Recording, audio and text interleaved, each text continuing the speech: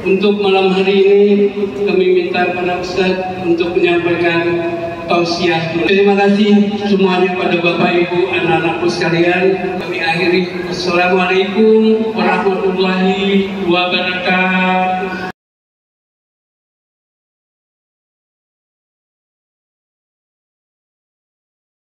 Assalamualaikum warahmatullahi wabarakatuh.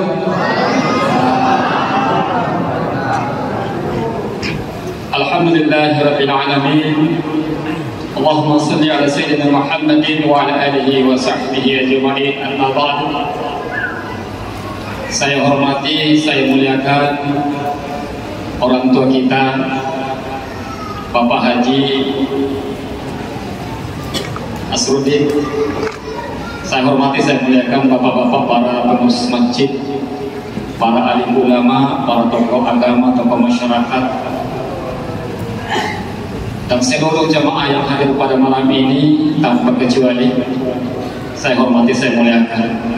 Saya berdoa mudah-mudahan kita semua diberikan umur panjang, dimurahkan rezekinya, dikuatkan imannya, dan dijadikan keturunannya keturunan yang soleh-solehah. Amin ya rabbal alamin.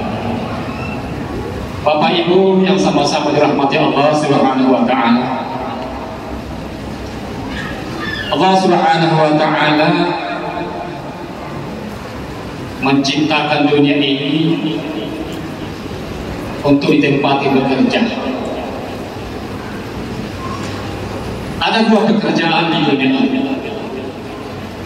Pekerjaan untuk dunia dan pekerjaan untuk akhirat.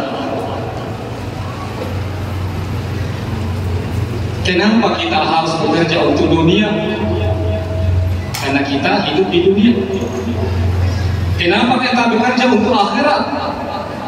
Karena kita akan menuju ke akhirat nanti, cepat atau lambat.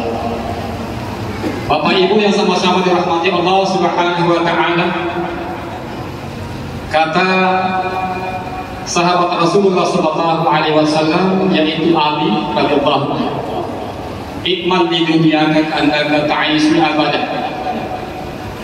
Kerjakan dunia seakan-akan engkau hidup selamanya. Wa'mal li akhirataka ka'annaka tamutu ghadan. Dan kerjakanlah akhiratmu seolah-olah mati besok. Itu maksudnya hadis ini. Ini hadis dari sahabat Rasulullah sallallahu alaihi wasallam.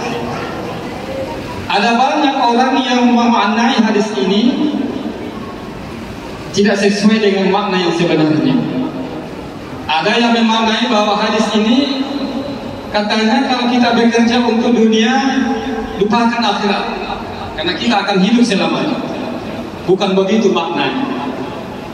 Artinya kita bekerja untuk dunia seolah-olah kita hidup selamanya, dan kita bekerja untuk akhirat, kita akan mati besok. Contoh, kalau kita bekerja di kebun sementara mencangkuk, tiba-tiba azan di masjid, tinggalkan. Kenapa kita tinggalkan? Pekerjaan dunia kita tinggalkan karena kenapa? Masih ada hari esok. Kita kan seolah-olah hidup selamanya. Tinggalkan untuk sementara. Nanti setelah sholat baru kembali lagi. Masih panjang waktunya, karena kita akan hidup selamanya. Itu seperti itu maksudnya. Kalau kita mengerjakan dunia, kenapa kita ini mengerjakan akhirat? Buru-buru mengerjakan akhirat. Karena siapa tahu apa yang kita kerjakan ini terakhir. Ya, terakhir malam ini kita sholat misalnya. Begitu Bapak Ibu. Ada satu cerita yang terkait dengan hadis ini. Ada seorang tukang gerobak. Dulu itu gerobak itu diambil sebagai alat transportasi. Kalau sekarang taksi sekarang. Seorang tukang gerobak datang dari Kubang. Ini dalam cerita seperti ini. Tiba-tiba ada yang menahan, "Wahai gerobak, aku mau ikut." Mampirlah gerobak ini, mengambil penumpang tadi.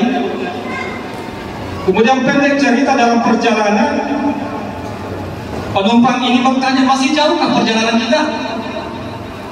Kata tukang gerobak, masih jauh. Kemudian orang penumpang ini mengatakan, lewat mana kita ini? Jalan mana? Katanya, kita jalan lurus. Nah, penumpang ini mengatakan, kalau begitu kita ambil jalan pintas. Saya punya jalan pintas, kita belok di sini. Itu lebih cepat, singkat. Apa kata tukang gerobak ini kalau begitu saya ikuti penumpang? Karena penumpang ini diminta jalan. Belok.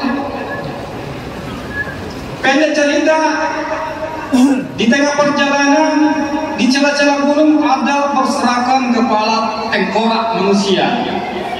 Tengkorak kepala manusia. Kaget ini tukang gerobak ini. Kenapa ada begini? Tiba-tiba penumpang ini menyentuh. Baik tukang gerobak, stop. Stop dulu sini, dicabut pedangnya. Ada apa ini? Penumpang ini bilang, saya ini perampok. Saya akan membunuh kamu. Apa bilangnya ini tukang gerobak? Kalau mau ngambil barang saya, gerobak saya, kuda saya, tidak usah kamu ambil aja. Saya ikhlas kok. Apa kata penumpang ini, perampok ini? Tidak, kamu harus kubunuh. Iya, saya ini perampok. Kalau saya mengambil barangnya orang, membunuh dulu yang punya barang baru saya ambil barangnya. Harus dibunuh. Apa kata tukang gerobak ini? Kalau begitu berikan kesempatan sholat. Oh silakan. Nah tukang gerobak ini berpikir saya pasti mati.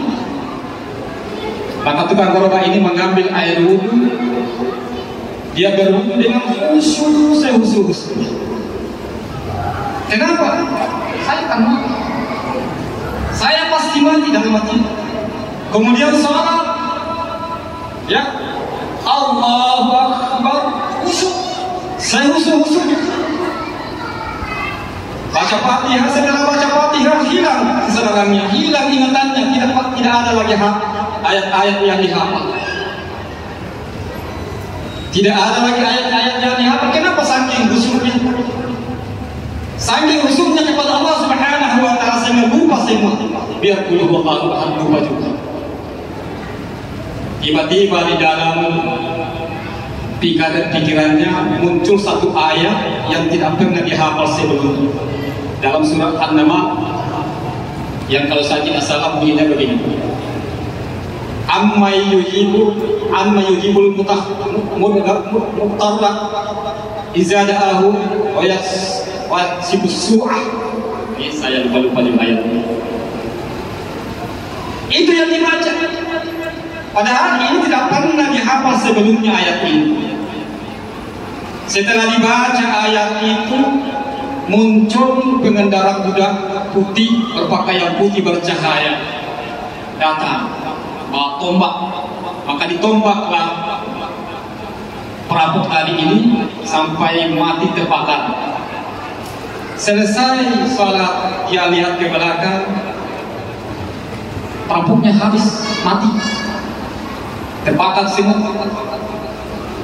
Bertanyalah tukang gerobak ini, kenapa bisa begini? Siapa kamu? Apa kata tadi yang pakai baju putih ini? Saya adalah penjaga ayat ini. Saya diutus untuk membantu orang-orang yang membutuhkan. Ini kesimpulan Bapak. Kenapa bisa tertolong begini? Karena ya khusyuk. Kenapa bisa khusyuk? Karena dia ini tadi seolah-olah terakhir hidupnya, pasti mati. Nah, pelajaran yang kita ambil dari cerita ini bahwa kalau kita ibadah, kita sholat, itu harus kita itu seolah-olah kita mau mati besok, sehingga kita betul-betul khusyuk karena Allah Subhanahu wa taala. Mudah-mudahan Bapak Ibu ayat cerita ini bisa menjadi inspiratif kepada kita semua sehingga kita senantiasa meningkatkan iman kita kepada Allah Subhanahu wa taala. Lebih dan kurangnya mohon dimaafkan. Wabillahi taufiq wal hidayah. Assalamualaikum warahmatullahi wabarakatuh.